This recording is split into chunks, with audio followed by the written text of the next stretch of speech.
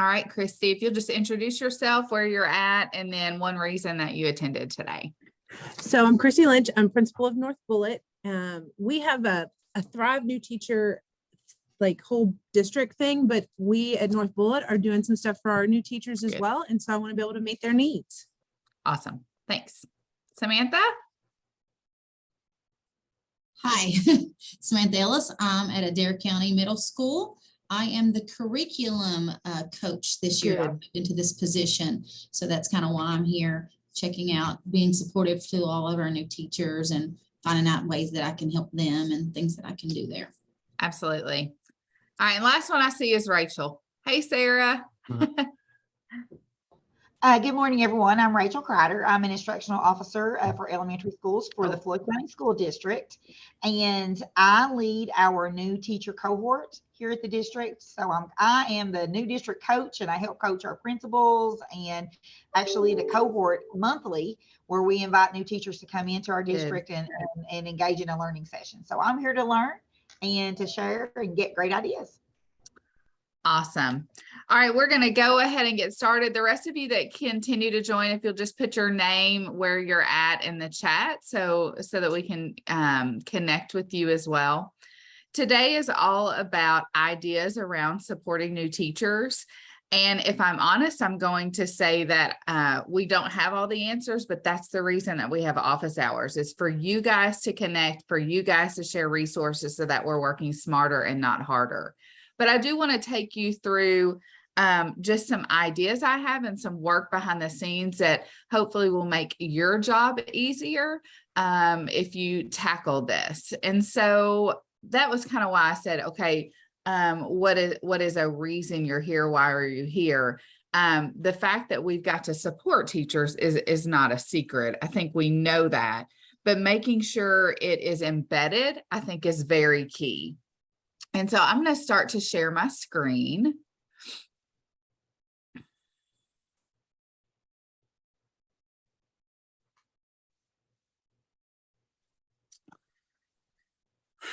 This diagram is probably not foreign to anyone. This is what the new teacher's first year looks like.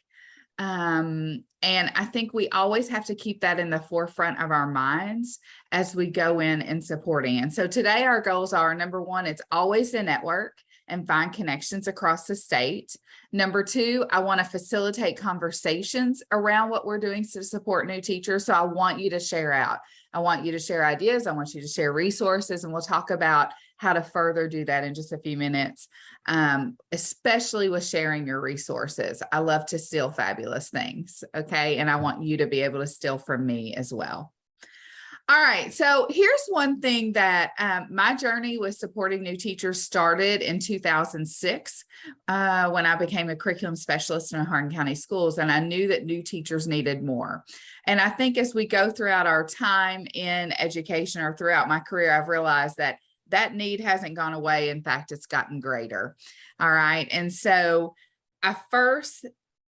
one thing that bothers me when I'm looking at mentor programs, et cetera, is we have to remember that all teachers are not created equal. And what I mean by that is we're going to get new teachers in many different areas, and all of them need support.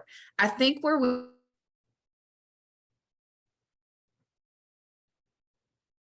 when their needs are different. So when I talk to my admin team about that, it's really like being in the classroom. All of your kids need different support depending on where they're at.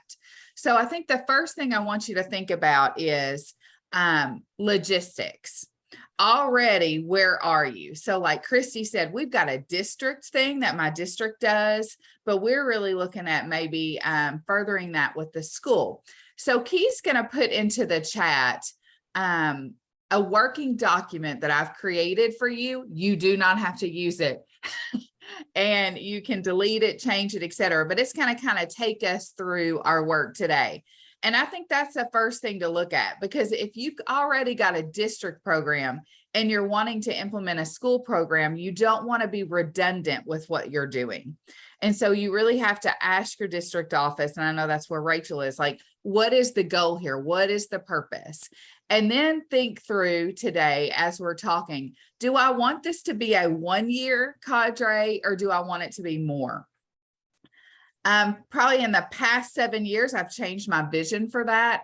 My teachers that come in stayed in that cadre for 3 full years. Because after 1 year, did any of us really have it all together? So in my mind, teachers needed longer amounts of time in that cadre. So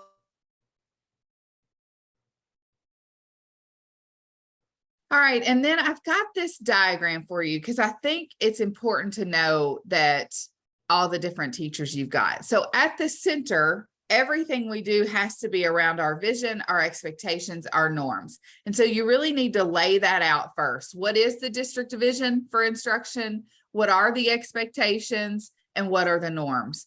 Hopefully your district and school are aligned with those things, but they may not be. And so you may have some district expectations or district vision that is a little different than your school, or your school may be more specific. That's fine, but I think it's important to lay that out.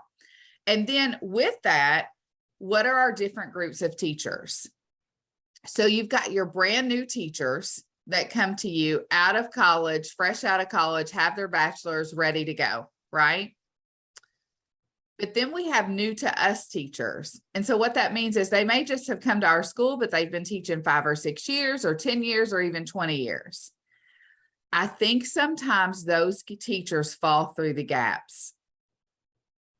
And so then we get frustrated because they're not following what our vision is at the school, but what are we doing to support those new to us teachers?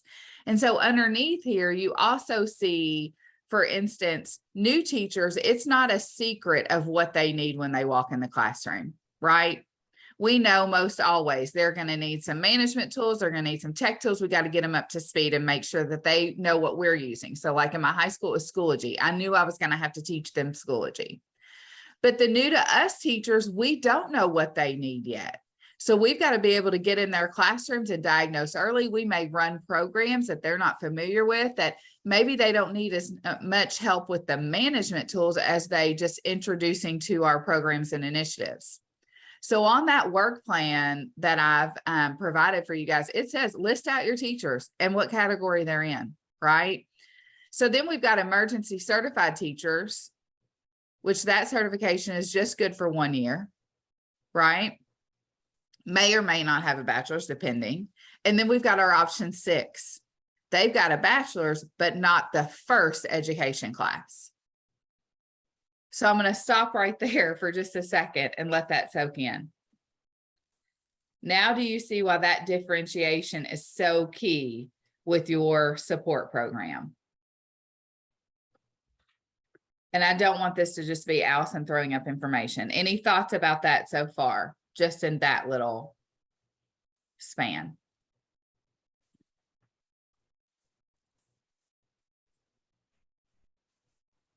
All right, so my thoughts around that is, especially if you're at the district office, I'd start to create, where are the teachers in my district? Okay, so do I need a cadre of just option 6 teachers that meet? Do I need a cadre of just new to this district so I can go through the district initiatives? All right. Okay.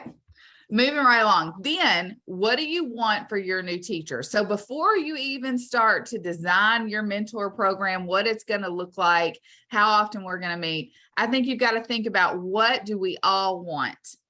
All right. This was always my equation. I want them to continue learning.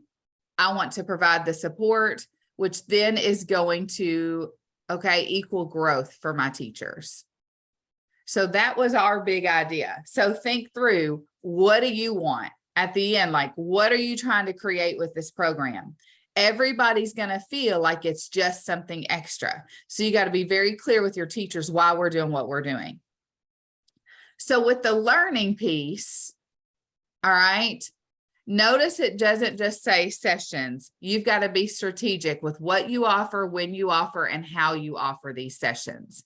And again, this is where I hope you all will share with us too. Share your resources, put them in the chat for us to look at. But those strategic sessions make or break a program. All right, so when you start to think about what the strategic sessions are going to be, before you say we're going to meet monthly for an hour, you might want to list out, all right, what content am I trying to teach the teachers this year? What content is important? And what skills do I need every new teacher in this building, regardless of their bubble, whether they were new to us or emergency? What are skills that we all have to have? And just lay that out. All right. So I would envision, or I would push on you to do it first by yourself and then have your team do it as well, and see where you are correlated, see where you are congruent. Are you guys on the same page of what your teachers need to know and be able to do? Content and skills are very different, right? So I'm just going to give you one quick example. So this is just mine from the last school that I was blessed to lead. And I want you to notice things. Your content and your skills can change based on the year and the circumstances, right? So why in the world do you think 2021 we were focused on a Chromebook infused classroom? We were in TI a lot, right? So I needed teachers to be skilled at running classrooms from afar. And that was not something any teacher in my building had, much less, right, your brand new teachers coming out. They had all of the information, but they didn't know how to do it via afar. Okay. So whatever the content is that I am really focused on, some of you, it may be deeper learning. I mean, it doesn't matter, but that year I needed them to understand. So within that book study, it also provided them what? Y'all can unmute and talk to me. That book had content, but it was also full of skills, like how to do this, right? So in that, I was doing both. All right. I was getting content and skills. And then the other piece I wanted was win-win discipline. We had seen in the previous 2 years that our new teachers, even if they were new to us, were struggling with classroom discipline. And so that's where we did some learning around win-win. The big skill objective for my new teacher program was Schoology. Understanding and how to work our learning management system was huge for teachers. Then the next year, all right, then the next year when we sat down to design, okay, where are we at now? Schoology didn't come off because Schoology continued to be our learning management system that people needed to understand and learn. But then we were able to re-implement Kagan cooperative learning. Why wasn't it not important in 2021? Because we couldn't even have kids sitting facing each other. Do you see what I'm saying? So even though that had been a huge push for my district and my school previously, in 2021, there would have been no purpose in doing that. So you really have to look at where are we in education? Where is my school? What am I trying to do? All right. And then we also were focused on assessment. So I want you just to take a minute, all right, and think through this year, looking at your school, what are the content and skills I think my teachers need? And then I'm looking at you, Chrissy. Thanks for having your camera on. And then Chrissy, once she lays that out, then she's got to compare it to that district program. Because if they're getting some of that content through our district new teacher meetings, then why would I do it again? There's got to be a specific special purpose if you're going to do also a school program. Alison, I think too, I really like how you had like breaking up your teachers, because that made me really think about what my teachers need. Mm-hmm. Because with them being with me having more option 6, right?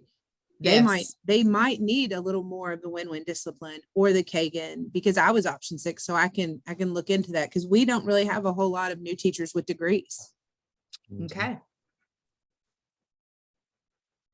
Any other thoughts so far?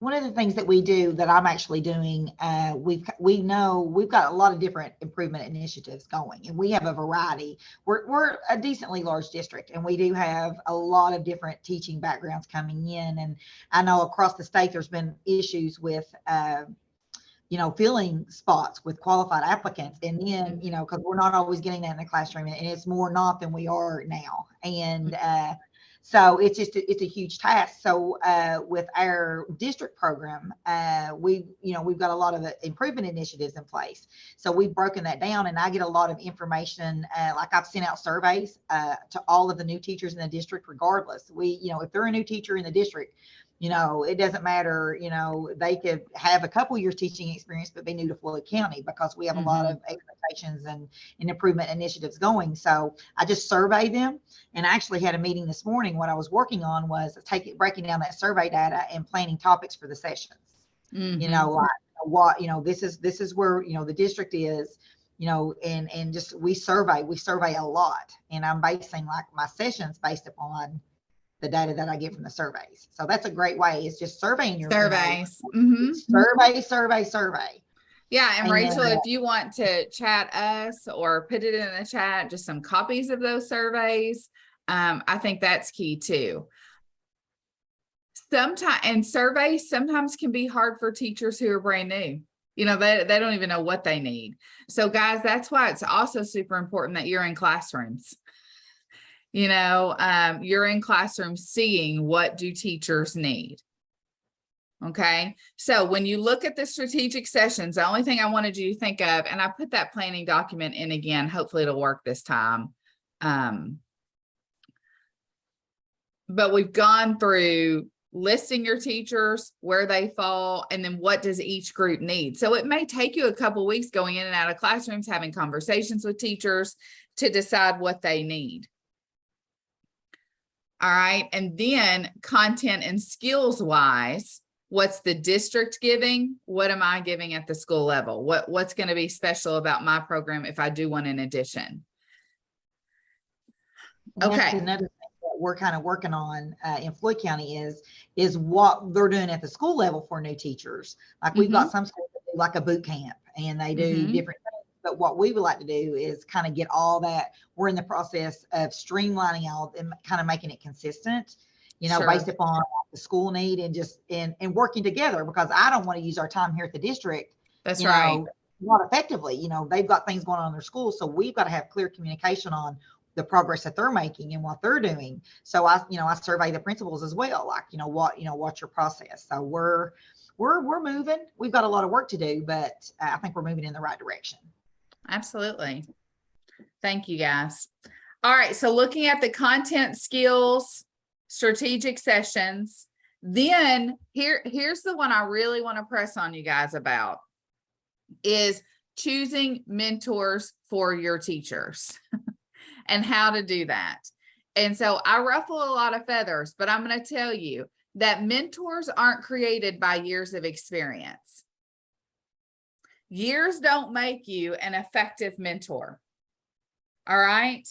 And just being an accomplished teacher doesn't, even though there's not a teacher in my buildings that was a mentor that wasn't accomplished. That was important to me. I wanted accomplished teachers mentoring my new teachers. And then when I said years don't make you effective, neither does your specific content area. That definitely ruffles feathers. Okay. But I'm going to tell you, and I'm going to push back on a lot of people who say that, because our framework that we evaluate teachers on is not content specific. It is agnostic. Right, guys? So when a teacher comes back and says, well, they don't teach math, they don't know how to teach, that's not true. Okay. So while they can be content specific, if you don't have someone in that department or that can truly mentor a teacher, those of us who've been in a while, you know how bad it can get if the mentor is not effective. Right? So how do we choose mentors? And I want you all to put in the chat too your ideas as well. Okay. Because this is just some thoughts that I have. Over the years, I've changed my tune about, you know, what I just said, years or content, and I'm looking for dispositions in people. I'm looking for, do these teachers have good relationships with students and colleagues? Do they have high expectations? And so on my work plan, I even kind of changed the wording. It says potential mentors in my building. So it gives you a table for you to start to kind of think through, who do I think would be a great mentor? And then you can click, okay, let me, where I say, for me, accomplished teachers, one of them, relationships, rigor, is reflective, positive attitude toward teaching. And my big one at the bottom is an ability to have honest conversations, providing specific, timely, actionable feedback. A mentor is going to have to be honest with their mentee, right? And it could be as simple as, hey, we don't get to work 3 minutes after, you know, like, or honest conversations about what's happening in the classroom. All right. And then what is their area of expertise? So let me share my second screen with you, just so you can kind of see what I'm talking about. Can you see the second screen now, Keith? Yes, it's kind of small. If you can blow it up. I can blow it up. I say that. Let's hope. Mhm. Okay, so this is designed for you to be able to put, okay, here's who I think would be a great mentor. And I just take it through the list. Maybe I thought so, and they don't have what I need, right? So here are my dispositions. Here's their skills. Are they great with IC? Are they great with classroom management? Are they great in instruction and planning or technology? This one's key, because I can't have every mentor be great with classroom management and nobody have IC knowledge. Is that making sense, you guys? So it really helps you balance out who your mentors are as well. So I had non-tenured teachers in my high school who were mentors. They were great. I mean, I had mentees go through the program and become mentors. Even better. You want to be able to grow leaders to be able to give back.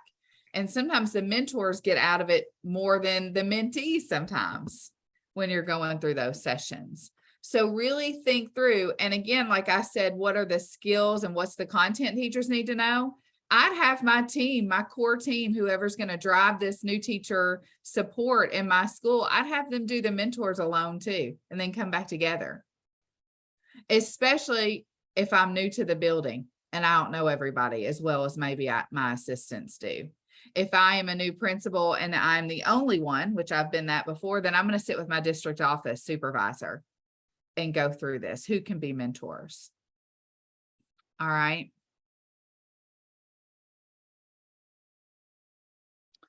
Okay.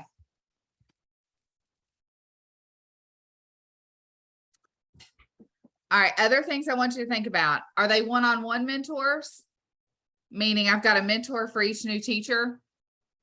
Do I need subject-specific mentors?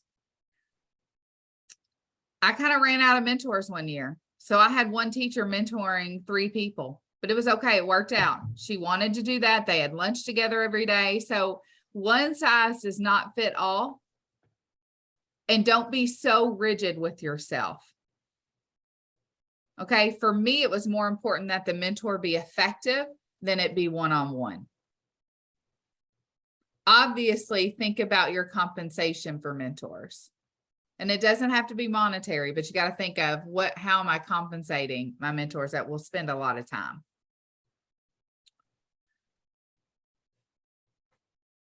All right. Other things to think through. I stole this from one of my training friends on the left-hand side. I just really liked it. Okay. They have a whole handbook for new teacher support. But do we have enough mentors in our building and district? As you go through it this year, do I even have enough? Do your mentors have to be housed in your school? And if we don't have enough people, if you go through that process and you don't have enough people in your building, it's not that I want you to feel bad or that we need to beat ourselves up, but what does that tell me as a leader? I've got to start growing mentors. So maybe on the side as well, maybe I've got one little small new teacher cadre, but I've also got a cadre of learning to mentor and coach teachers. And maybe that's year 2, maybe that's not this year, or maybe district office, you start building the mentors and leave the new teaching, right, cadres to the schools. Just thoughts to push on your thinking.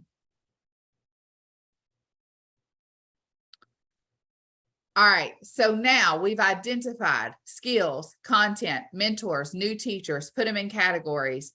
Now build your core team of who's going to run this. Those of you who know me, Keith's going to laugh. I'm a control freak, okay? So things that were really important to me was that we do not sit and get in any meeting that I have. It was super imperative that if I was having teachers stay after school to learn and to be mentored in my new teacher program, that I run it like a classroom.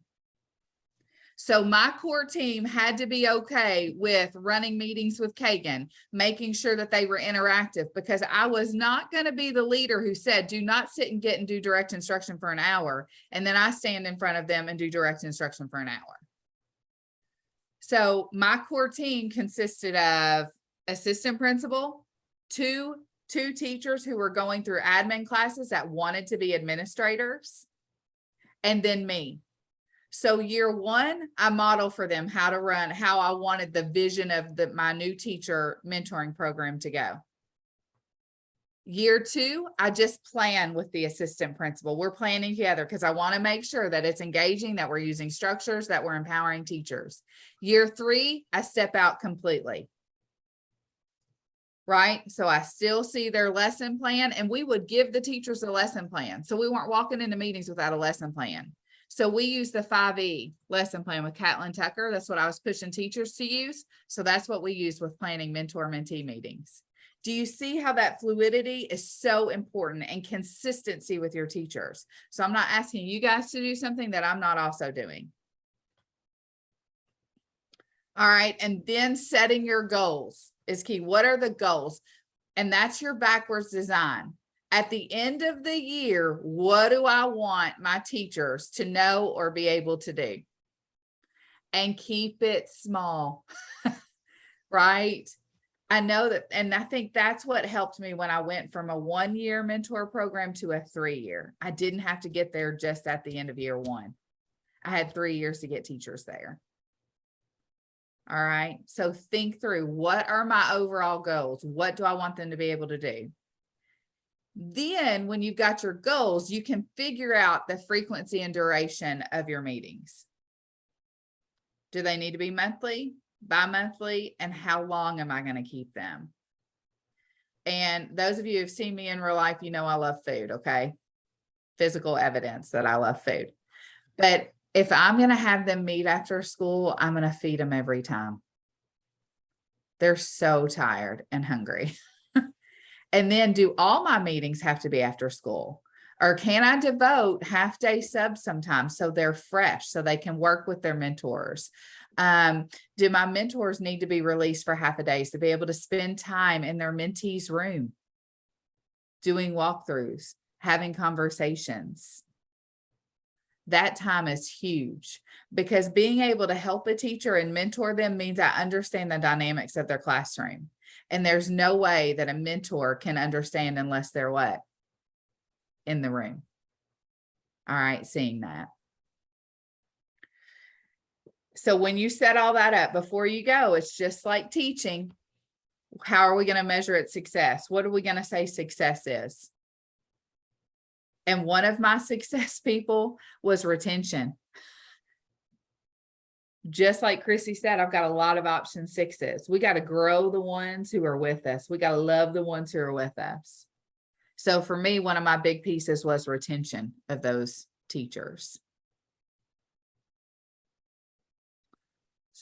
All right, resources. And here's where I want you guys to share as well. This is old, okay? But I still use it. I still utilize it. 21st Century Mentor Handbook by Paula Rutherford.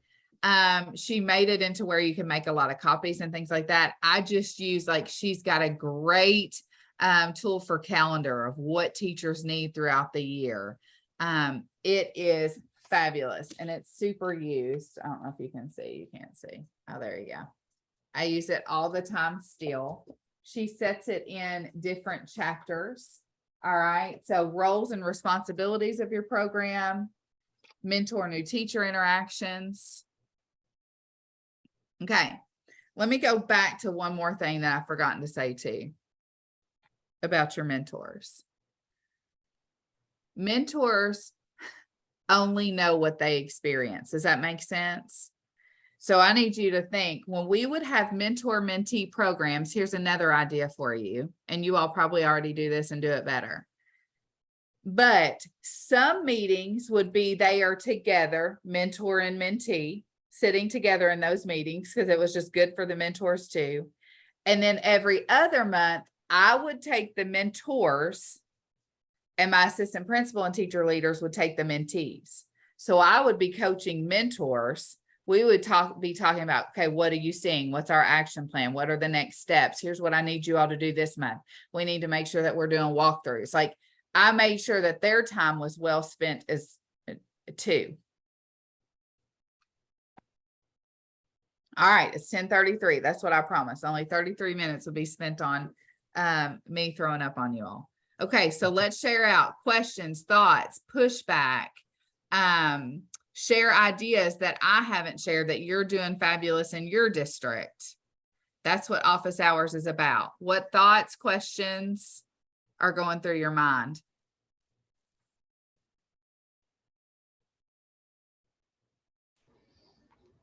We're working on our mentors. I love the portion that you shared as far as taking that intentional, thinking about what you can do with our mentors. And we're right now in the process where we've been in school about a week and a half, and we are, we're right now like going through the mentors.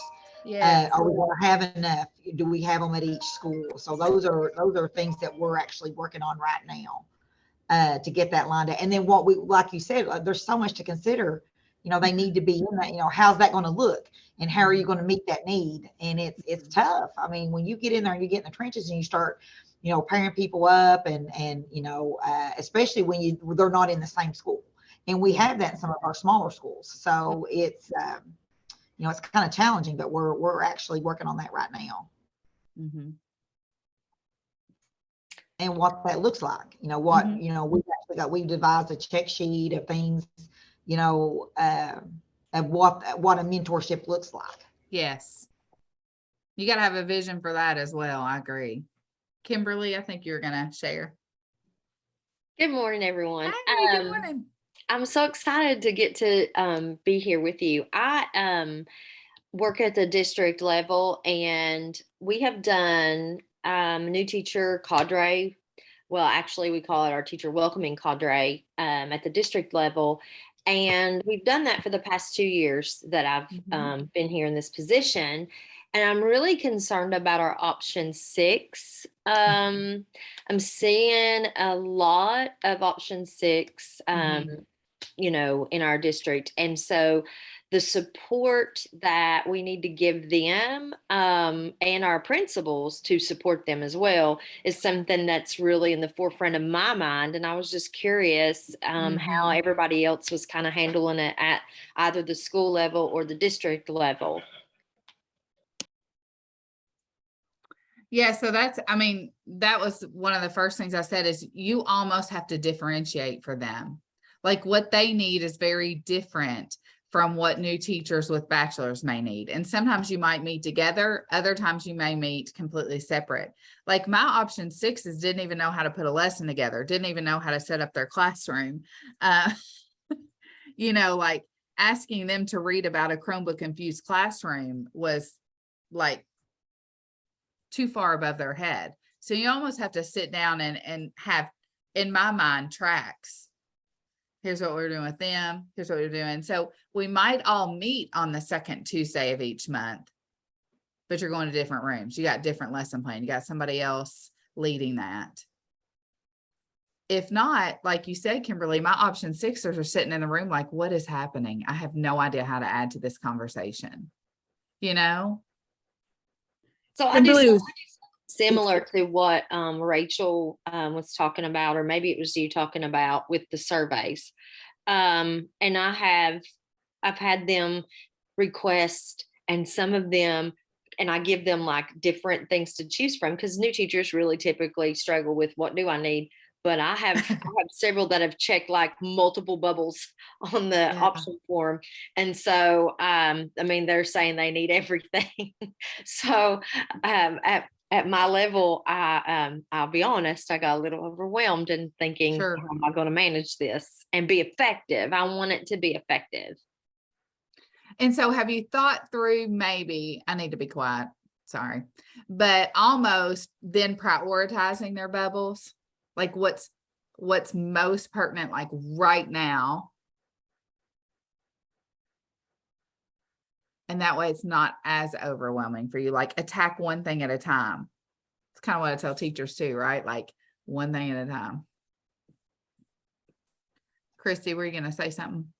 For some of my option 6 teachers, I use that Teach Like a Champion 3.0. I mean, Mhm. I'm never going to read that front to back, but like with some of them, I would hit certain things. I noticed threshold is really hard for some of them because they don't know what that is. And Yeah. so like, they're like, what? And so I kind of Mhm. give them little excerpts with that. Now, my struggle this year is my option 6 ones. I've got like an MSD option 6 and an EBD option 6, plus my others. And they don't, like, they're on islands. Okay, so remember to reach out to your co-ops. There's a lot of co-ops that do support around, new MSD teachers or new teacher. And that's another thing too. I should have put that in the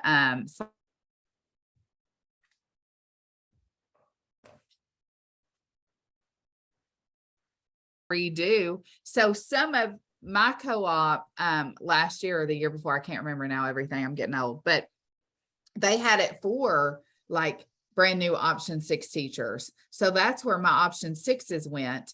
And then my new teachers in the building came to me, so they weren't having to do both. That's another thing too. We wear people out. You're going to do this and you're going to do this and you're going to do this, and stressful. So reach out to your co-op, Christy, and see as well.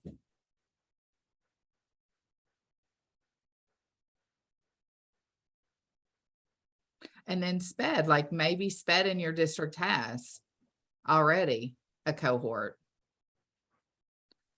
What else, you guys? What other thoughts?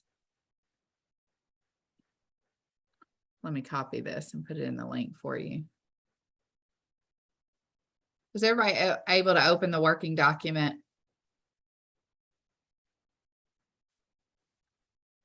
Yes, no. What I just gave you is a slideshow in case you want to. I don't know why you would want it, but you might. Okay, Chrissy could open the working document. Okay. And listen, just change it, like whatever you want to, whatever you're looking for in your mentors. Hey, Alison, good morning. Hey, Sorry- how are you, sorry. sir? Sorry to interrupt you. Just a question on this topic, are the majority of your option 6 candidates in special education? Okay, it's just curious. My hires were for that area, so I was just a little curious how that's playing out in other buildings. But obviously they don't have to be. It just, that was the area that I received the most candidates for in the option 6 pathway. It used to be, but now it's everything, even English, Yeah. which is really Yeah. shocking. Yeah, understood. What with the because I had 3 at one time, but they were all in special education. So what we did is we had an available classroom and put all of the SPED teachers desks in that classroom. So we sort of created a hub. So when they were planning or working, they had the others with them a lot of times, and tried to carve out times when they could be available to assist. So it kind of created a little bit of a makeshift hub for them in the day, of course, and then after and before school and whatnot, and at least ensure that they had someone in there as they were working through everything. Okay, and let's just talk about next steps. I didn't even go there with like giving you guys agendas or putting on the agendas, because that's super specific. I would just say, when you run your meetings, please run them like a classroom. Like, make sure that it's engaging learning for teachers, especially for your option. I mean, all your new teachers, option 6 is specifically because we all teach how we were taught. Okay, so if they sat in direct instruction classrooms in rows their entire schooling career, that's how your option 6s are going to teach. They don't know any other way unless we show them and model that.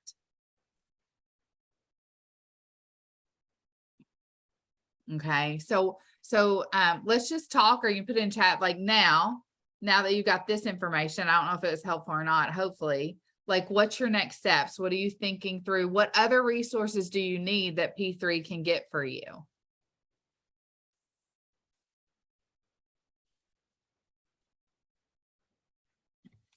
Because I know Rachel, Kimberly, Sarah, you're all at the district offices, right? Yes, I'd be writing each other's names down, like share with each other from the district point of view. Yeah, I will do some thinking on that and think about where we are, and then reach back out to you as far as like needs for support. I'm sure we need them. we're deep in the planning phases right now. We've got a lot of great things going. We're going to focus a lot on the clarity work with our new teachers, because those are a lot of district initiatives. We're working on, new lesson plan templates and PLC document and a walkthrough document, and we're aligning all that with the clarity work. So a lot of our in the teacher playbook, so a lot of our new teacher work is going to be spent with the clarity in the new teacher playbook. So that's one of the lenses that we're looking through. And then, like, a lot of our feedback was just like you said, they need everything. They need IC support. That was huge. PBIS in their schools, MTSS in their schools, IEPs, especially, and just knowing where they come from. That's the reason we're relying a lot on survey data in the planning as far as what we're doing with who. So it's strategic planning at its best, for sure. And it changes, we may have something planned and then we may change it in a little different direction, but I can tell you a lot of our work's going to be clarity. And then just meeting those basic needs through, their mentors at the district level. I know with our first session coming up, it's in September, where we got our later start due to the flooding, and we're going to focus. We've already broken that down into IC, introducing the clarity, and, just a couple of other things based on their feedback. Like 88% of our new teachers, it was like 88, almost 90% of them said, we need help in lesson planning. So they need, that was huge. And a lot of them put, we need help in IC. We've learned kind of at the district is don't assume anything. Don't assume that, oh, we know this or we know that. Don't do that. So don't assume it's common sense. Don't assume it's common sense. And I don't sense. mean that ugly, but it's not, we cannot do that anymore. And we call it assume-icide. We try not to commit that. We don't want to commit to assuming, like, we assume all of this and it does not be there. Sure.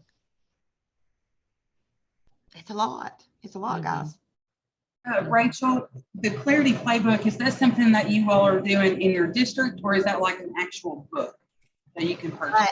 It's an actual book that goes along with the Clarity for Learning book. And we've taken kind of where we are. We've taken our principles through last year with the Clarity of Learning and the playbook that goes along actually with it. And the playbook is more is as beneficial for teachers.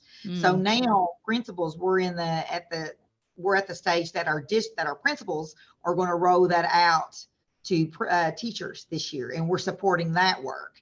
but the playbook goes along with that and it's separate. And our new lesson plan template that we're working on really diligently right now reflects that clarity work. And we've actually linked it to the playbook. So it's a lot of work going on right now, but that's kind of where our focus is. Is it called Clarity for Learning? Yes, I can show you. It is, where is my book? I put it in the chat for you guys if you're interested. Yeah, Yeah. right here. Yeah. Clarity for Learning. Yeah, it's fabulous. And there's a playbook that goes along with it that breaks it down into modules for teachers. And it's all about teacher clarity. It's teacher work. It's for teachers. But of course, we have to know it as district leads and as principals. We have to know the work before we can coach them on the work. Mhm. So, it's fabulous actually. So this book has really changed the direction that we're going as a district in, lesson plan requirements and what our PLCs look like and what our walkthrough instrument is. All of that is kind of under construction as we speak. If that makes And sense. so, yes, it absolutely does. So I just want to, well, my thought process, just as you're talking, still with the lens of new teacher, you're not going to put that entire book in front of a new teacher. Like, do you see what I'm saying? It's got to be bite-sized nuggets for the new teacher program. Yeah, we're chunking it. Yeah, Yeah. for sure. That most meets their needs. And most of them said, hey, we need lesson plans and our lesson plan. And we thought, well, that's perfect because a lot of our lesson plan template is going to be based on the learning intentions and the success criteria and the progression. So that's going to be bite-sized nugget chunks for our new teachers in our sessions. I think our biggest challenge is processing through to, we have a small cohort of new teachers and it's a mix of option 6 and brand new teachers. We're a relatively small district where 4 schools are on the same property, but my new teacher cohort is wildly variant. I've got one that teaches out at the DJJ alternative school that's technically an employee of our district.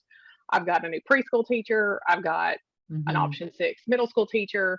I'm almost wondering at this point if we should include our option 6 teachers that are in year 2 of option 6 and continue to have them be part of this new teacher cohort, which we had not addressed previously. The new teacher cohort last year, that it wasn't district run. And I know our teacher, actually one of the curriculum coach for the primary center is on this call as well. And they have a fabulous program. I think they were kind of forced into it when they had 12 new teachers in 1 year in their school. But they've really done a good job of mentoring over the course of several years and not just that initial year. But we're trying to figure out kind of where we should start as a district to not duplicate what's going on in the school, but to provide that additional support because not every school is doing that either. Hi, Sarah.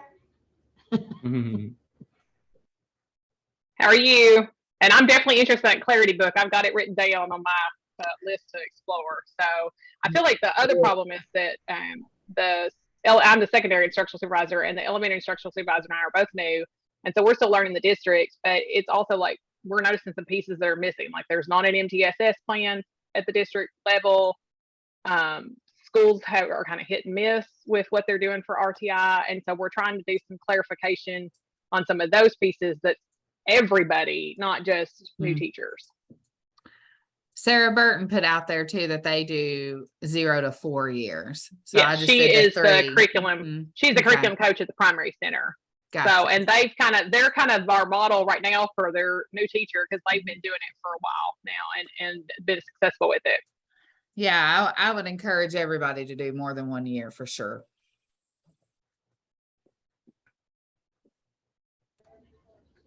That's something that we're thinking about as far as the years that I normally do new teachers to the district and new teachers, but we've got to go beyond that. And then how are we going to manage the size? Because last year we had 52. I think this year we're up to 30. Just new teachers in the district. I don't know if you guys are having that kind of turnover, but we're having a lot of turnover, and we and like so the cohort size would be huge. And then the need is individualized based upon the year, that, if that makes sense. And so we're kind of on debate right now. It's been like first year teachers new to the district, but then I've got principals like, hey, can this person come back? 1 year is not enough. So we know that. So that's something that we're, looking at that and like, what are we going to manage and what supports are we going to put in place? Yeah, it's not enough. I'm in a conundrum in that this is my first year here, and there's been a lot of leadership here. And I've got teachers who will be tenured next year who've never been coached. They've never been anything. So like my admin team, we have to go in and really come in. And, there's going to be some really hard conversations and Sure. like huge hard conversations. What do you mean I'm developing? I've been accomplished. What do you mean you're really watching? And so I think more than 1 year is so important. Mm-hmm. Mm-hmm. I mean, just look at you. I mean, when we were in the classroom and I went through KTEP and 1 year wasn't enough probably, and it was good, but yes, I'll be please. real honest.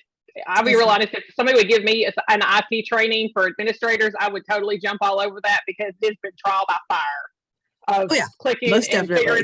figuring out what is missing that I can't see that I need to have, and then going to ask the IT person to turn it on for me. So if anybody knows of any, I would love to have some. But I was going to throw that back in where Allison was talking earlier about putting a mentor with that teacher, how important it is that that mentor is honest at the beginning and not just, oh, you're doing good, you're doing great, you're doing wonderful. And then, like we come back and we get an observation of, what do you mean I'm not accomplished, or I'm not this? It's important that we're upfront and saying, these are the things that you seriously need to work on, or this, you need to really talk about these things seriously and not just give a little somebody meshed with that person that's going to flower everything. And I think I really thought that was going to be so hard, and I didn't want to hurt their feelings. And I mean, even as a principal, and I found that the more direct you are, the more growth you will see. I mean, because they can pinpoint exactly what the issue is because you tell them you're very honest. And I saw more growth in those scenarios when you're honest and direct. But Christy, you're right. It's a tough conversation to have. And that's another thing, which I talked about the framework, but your mentors need to know the framework. And that might be a mentor training we do at the beginning is let's dig in. Let's make sure, you're able to communicate and coach your teacher through the framework.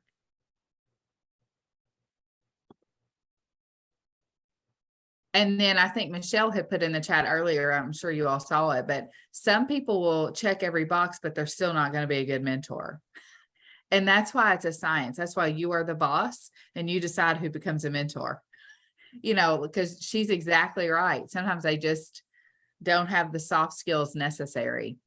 But could they work in the background somehow or develop your playbook or, your checklist? Or if you're going to, at John Hardin 1 year, we didn't have mentors that were one-on-one. We had IC mentor, classroom management mentor, and that's kind of how we dove into it. So could that person be a role mentor?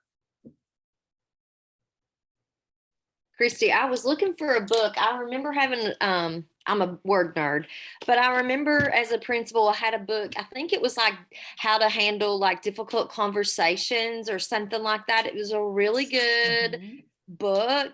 With it being your first year and having so many conversations that you're going to have, that's a fine line because, you want that respect, but then you don't want them to hate you if they've been told they've been doing a good job all the way through, and then I love Todd Whitaker's book about dealing with difficult teachers. It's a really good book too.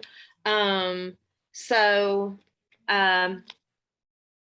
will be remembering you because I know what that's like, to come new Thank you. have those instructional conversations. Put you in a tough spot, but best wishes to you. Thank you. I'm writing that down. There's that level of direct. Allison knows me well. I'm pretty direct, but it's also, I really need them to not hate me. So it's a little bit of that fine line. And I was an administrator, a principal for 4 years and an assistant for 2. So I've got 6 years of that, and it's a fine line.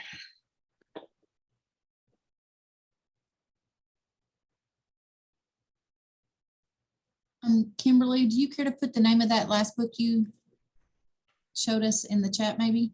Oh, okay. Absolutely. Thank you.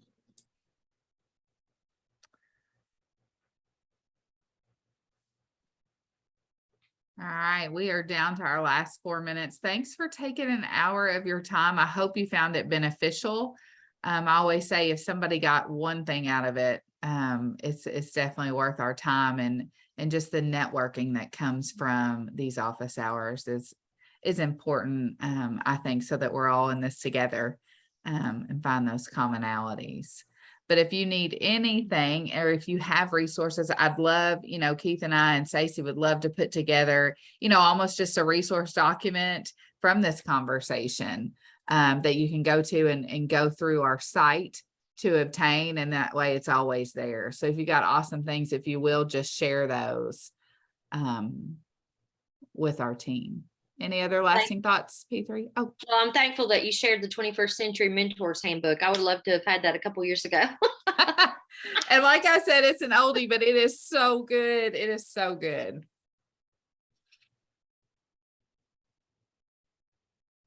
All right. Any other closing thoughts, anybody?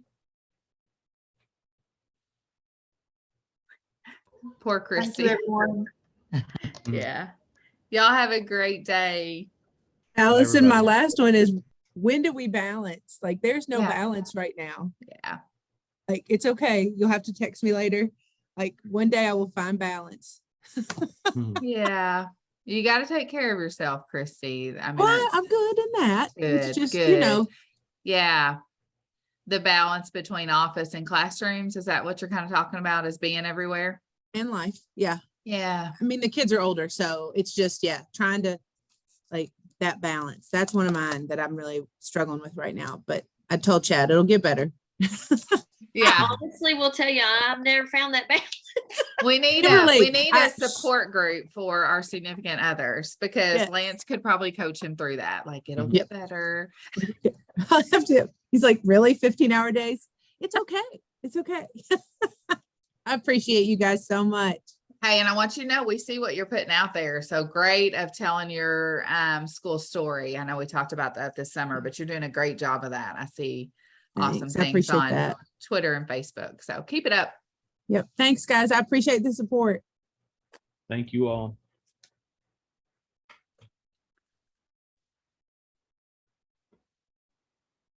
All right, Stacey. Keith. I need to push stop Um, recording. I never did do that.